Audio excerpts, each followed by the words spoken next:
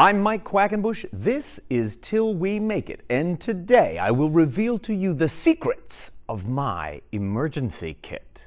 In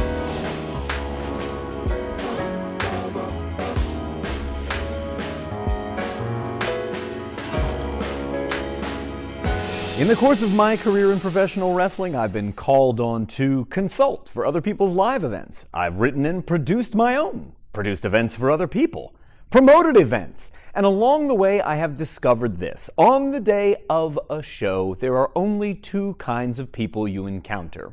Ones that make your job harder, and those that make your job easier. And here's a way you, as a performer, or in any other role on the show, can make sure you are one of the people that makes show day easier. And just one of the ways in which I want to make sure you go about doing that, not that there aren't others, but the one I'm going to focus on today is what I call the emergency kit.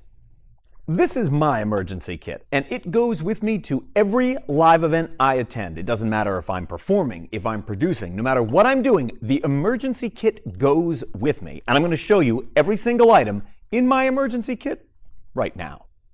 Up first, I've got two different sets of laces at 48 inches apiece. These are great if a mask lace breaks or is forgotten, or if someone needs their tights or trunks restrung with a drawstring. If I've ever got to do that on the fly, all I really need to do is attach a safety pin to one end, and I'll work it through the fabric until it pops back out the other side of the trunks or tights, and then you are ready to go. 48 inches is an ideal length. It'll work for masks, and it works for most tights and trunks as well.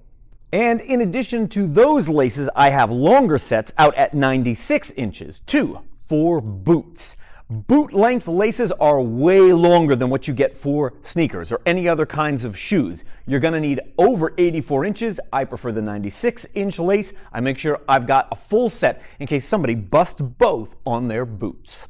My emergency kit has also got a travel-size lint roller in it, just in case, for any reason, your cat took a nap inside your luggage right before you came to the live event, or you were otherwise covered in powdered sugar. You want to make sure you do not go to the ring looking anything other than your best. For that reason, I keep one of these, which probably costs about $1, all times in my emergency kit. I do not keep a full bag of cough drops in my emergency kit, but I definitely keep a handful. And this is a late addition to my repertoire. Here is why. A couple years ago, I ended up wrestling someone who was a little bit under the weather. And before we went to the ring, they were hacking up a storm, including in the match when once they coughed directly into my face. And ever since that happened, I keep cough drops in my emergency kit just in case. If you've been at this for a while, then you understand the value of this. I am the most popular guy in the locker room when I keep an extra roll of wrist tape at the ready in case somebody needs it. And somebody always needs it. It doesn't matter what time of year it is, I've always got to have moisturizer in my emergency kit. And I can tell you one reason this is exceptionally relevant for me is this. I wash my hands frequently and they get dried out. If I am heading to the ring and I start chopping someone, I will bruise my own hands doing chops if I go out there with dry skin. So right before I walk to the ring, I always moisturize, and that's why it's in my emergency kit all the time. A lot of what is in the emergency kit is there for my own personal hygiene and upkeep, but every once and again, I am ready to lend things out to somebody else. Case in point. If the person I am wrestling just ate an onion-filled sandwich, guess what they're going to get from me right before we go to the ring? This gum. And sometimes I want to be fresh in the ring as well because I often get cotton mouth the longer I'm out in the ring. And this will give me just enough moisture to feel like I'm not dying between the bells. As it relates to my hygiene, and sometimes the hygiene of others, just in case, I've always got deodorant and I've got body spray. And if I know I'm going to be trapped in the armpit of somebody possessed of an unfortunate bout of body odor, guess what I'm going to lend them before we go to the ring? Of all the items in my emergency kit, this is the one that I use the most, but also gets loaned out the most. It's a collection of different size nail clippers, a tweezer. There's a small scissors in here, which is the ideal size for trimming those occasional loose threads off your gear right before you go to the ring.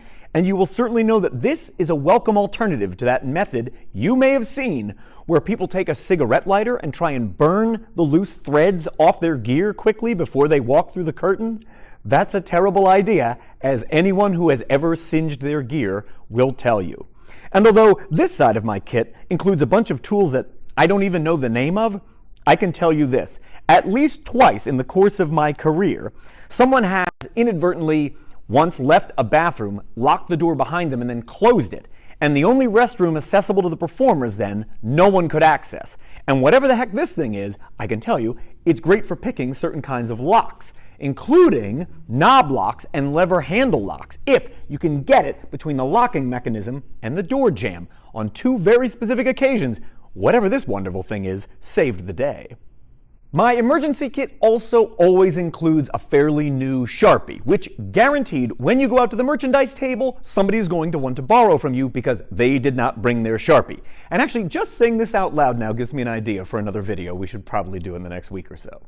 Last but not least in my emergency kit is this. I keep a healthy supply of my business cards so that I can hand them out to anybody I want to network with when I am at a live event.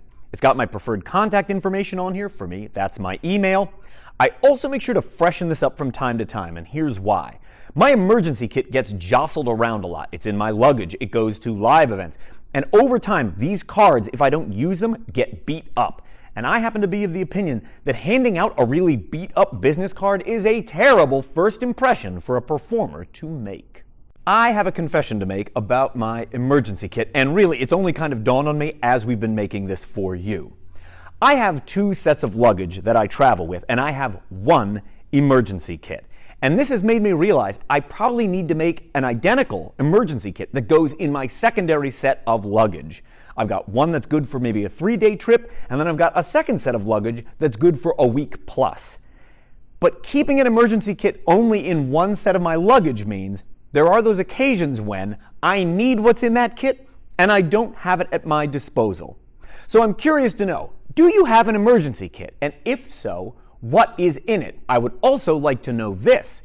Is there something useful not in my emergency kit that I could add? Because I do think in the next week I'm going to have to build a second one. Let me know what's in your emergency kit or what needs to go in mine in the comments below. And while you're busy doing all that wonderful engagement stuff, make sure to subscribe, make sure to click like, make sure to ring the notification bell so that you find out when we publish again. I'll keep making the videos, you keep being awesome, and we'll keep on faking it.